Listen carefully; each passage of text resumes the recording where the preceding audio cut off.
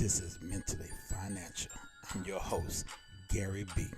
Just sit back and let's get into this episode. Peace. Save, save, save. Can I say it one more time? Save, save, save. To a lot of people, that word save, it's like, no, don't save, because you won't get any money off of it, but just sitting it into in a regular bank account. And they're right. You won't. 0.01% sometime or whatever. Yeah, that ain't no real money. But what I'm saying as a financial educator, when I use the word save, save, save, I mean put some money somewhere so you will be able to invest it or do whatever you think you need to do with it. That's what I'm saying. I'm not sitting here and saying, hey, put it into this type of account because it's going to build interest for you and this and that. I'm trying to get your mindset right on getting your money right first. Once we get your money right, then we could talk about those dividend building bank accounts. You know what I'm saying? Where you can take that savings and put it somewhere. So I'm hoping that you are that person that had enough intelligence and understanding about budgets to put a line item on your budget for saving. Okay. And if you did that because you're putting it aside for whatever you're putting it for, as well as you're trying, maybe you want to do investments one day, real estate or whatever, commercial, things like that, or invested in the stock market and things.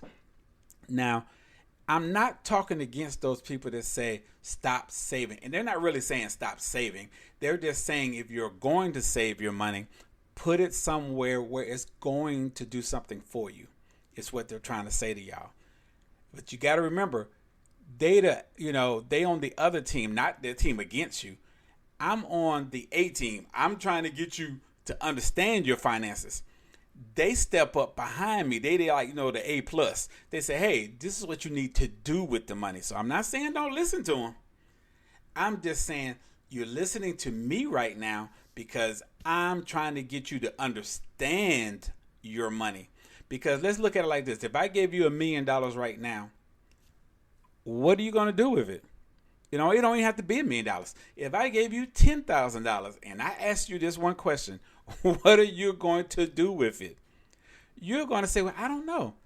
I might pay bills and I might take that trip I wanted to take. Those are the kind of answers you're going to give us.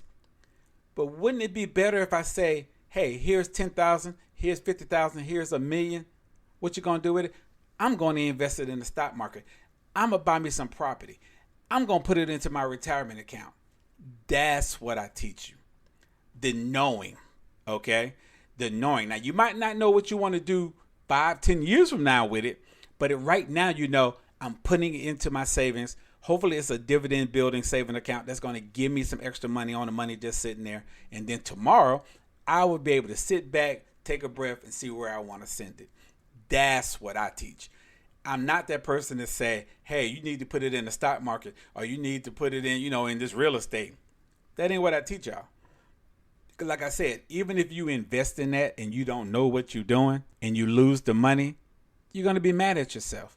Now, even knowing money, you can still lose money.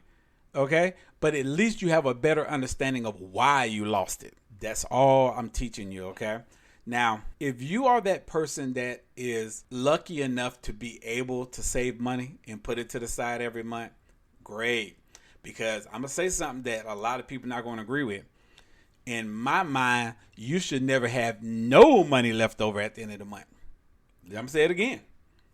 No money left over at the end of the month. Gary B, why? The reason why, because that tells me you did something wrong. Every one of your dollars should be accounted for. Hear me now.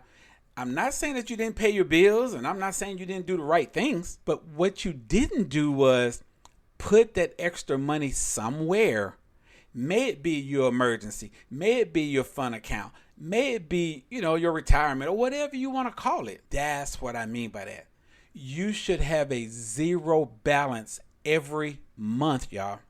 It should be a zero balance. You make $1,000. Your bills only come up to $800. Boom. The rest of that money should go somewhere. So, you know what I'm saying? So what do you do with it?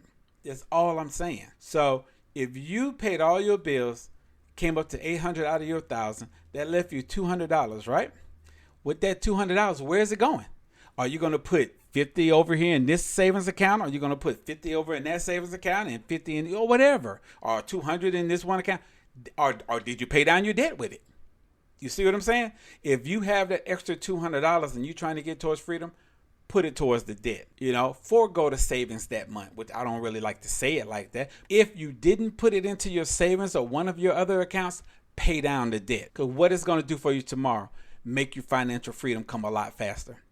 Because you took that extra $200 or whatever it might be and you put it towards that debt to make it easier for you to put the money somewhere else next month. That's what I'm trying to tell you, okay? Now, you may also be working for someone who can send the money right before you see it. I've always been a stickler to that. That's why the way I got my bank account set up, like I said, I got it going into my main account that pays my bills. The other money is going to my other accounts. I have it set up. It's transferred. So I don't have to see it. I don't have to touch it. I don't have to do anything. It automatically does it every month. Remember, sometime when you don't see something, it don't bother you. So if you know that you're only going to have $600 in this account to pay all of your bills, perfect. And you know the other $500, $600, $700, $800, whatever you make was going to all of your other accounts and you ain't had to think about it, it makes you feel better, y'all. It keeps you above board. It keeps you happy because you know that your medium needs are being met and your future needs are being met. Automation. If you have an HR department you could go and talk to and say, hey, can you send this money to this bank account for me or send it to that bank account? Do it, y'all. I recommend each one of you get at least 3 bank accounts. The main, the savings, and a lot of people are not retiring normally no more. So whatever you want to call that, travel, fun, whatever, savings, emergency, main, whatever you want to call it, at least 3 bank accounts. Those other 2, have the money automatically go there so you don't have to touch it, see it, or move it. It's already there for you. You just once a month want to go in, check and see what it's looking like, and then close it. You don't need to be in there no more. You just want to make sure that the money was transferred. You want to look at that little balance sheet, okay, red, or green or whatever yours might look like when the money goes in. Boom, that's all you want to see, and you want to see your balance change every month. Now, that's all I'm going to say on that. So savings, savings, savings. Look at it in the way that it helps you, okay? Because that's all savings is. You have to be the one to take your life to the next level. Nobody owes you anything, but you owe yourself. Like I always say, I do the research. You just got to follow. This your boy, Gary B. This is Money Management.